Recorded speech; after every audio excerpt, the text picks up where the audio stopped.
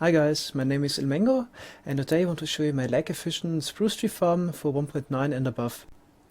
This farm was specifically designed to deal with the issues that were introduced in 1.9 to tree farms, but I also use some of the bugs that were introduced to 1.9. So we use TNT duping, but you could also rebuild this farm into a legit TNT version, just replace the TNT tubers at the top into dispensers with TNT, and you can also run this farm in a legit way.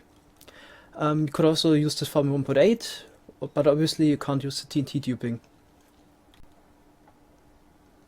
The best part about this farm is the lag-efficient wiring. It's based on research by Cycraft members Sharia and nasmus.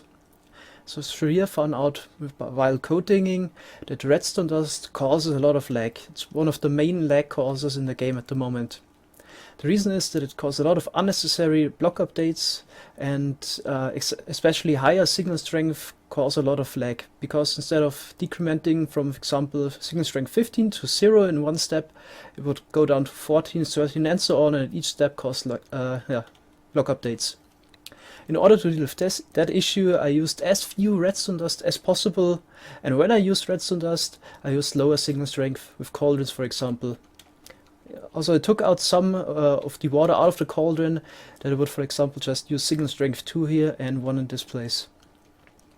Nasmus also did a lot of research with empirical testing, and he, for example, found out that comparators don't cause as much lag as repeaters. So wherever possible, I used comparators instead of repeaters, and overall this farm is really lag efficient. In order to reduce lag even more, I use slime blocks for the leaf crushing. It should reduce some lag because you need less components for the wiring. It's the first time ever that I use slime blocks for leaf crushers. The reason why I didn't use them before is that they would cause some theoretical speed. For example, you can't use any zero technology, or you wouldn't have any advantage if you use it in combination with slime block structures. If you would assume that the game always runs at 20 TPS, they are faster spruce tree farms.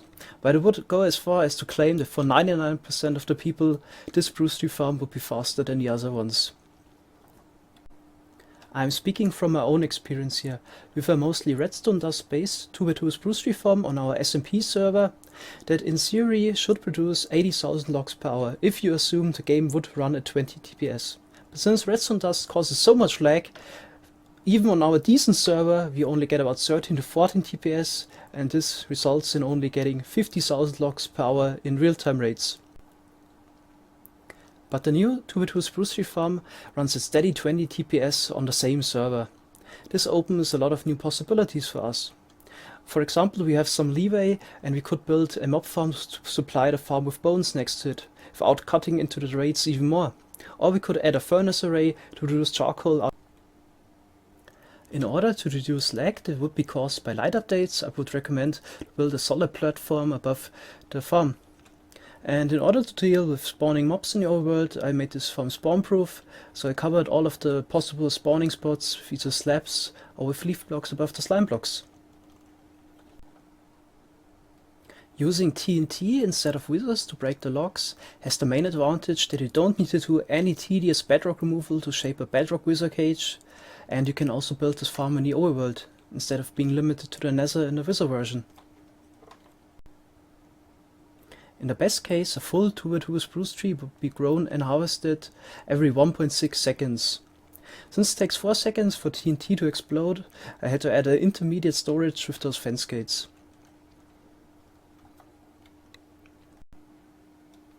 Using TNT has a slight disadvantage, so that there's some loss of items. For example, it could happen that a log falls on the remaining logs and would be destroyed by the next explosion. But this is really negligible. It's around 5% to 10% loss. So even with a legit version, so with TNT out of dispensers, you would get about 35 logs per unit of TNT, which makes the farm efficient even in a legit version. In order to deal with the new 1.9 item physics, I added this backbone of droppers and hoppers to collect additional saplings. In 1.8, very few saplings would actually land in the wiring of the tree farm, and most of them would land at the designated hoppers below, but this is a new introduced problem with tree farms, so you need to replace some of the wiring with hoppers. But by adding just those two columns of droppers and hoppers, I'm able to get enough saplings back to run this farm sustainable. If you want to see this farm for yourself or even test it out, you can check out the world download. The farm is really easy to handle. Here we have a bone meal storage to supply the bone meal dispenser. You can turn on the comparator clock for the bone meal dispenser, then just grab some saplings, hop inside the minecart, open this trapdoor, and then place down saplings here. And this way you can even AFK. So one final note, there's some kind of a bug in 1.10 which forced me to move the AFK spot one to the back. I had planned to have the AFK spot one further in the front, and this was working in 1.9, but in 1.10 there's some kind of a weird behavior that would lift me out of the minecart while I'm still sitting in the minecart somehow and cause me to click on the dispenser, which would of course break every AFK attempt. So at the moment you could click on the dispenser in game mode 1, but you can't reach him in game mode 0 in the 1.10 version. So this farm at the moment just works in survival mode if you want to AFK, but of course this farm is designated to be used in survival mode. So just note on that, if you want to use the farm 108, you can move the AFK spot one to the front. Here we have it. Despite the heavy drawbacks that were introduced to 1.9, we're still able to build efficient tree farms. Here we have the 2x2 spruce tree farm, which is perfect if you only have a limited supply of bone meal. In order to cover all the other colors of wood, I recently showed a universal tree farm which would work with every small tree type. At the moment I'm not really interested in working on any different tree farm. I might look at dark oak tree farms again in the future, but I'm not really interested in specialized tree farms for certain tree types, simply because I probably can't make them as fast as the 1.8 versions. Thanks a lot for watching, have a good day, bye bye.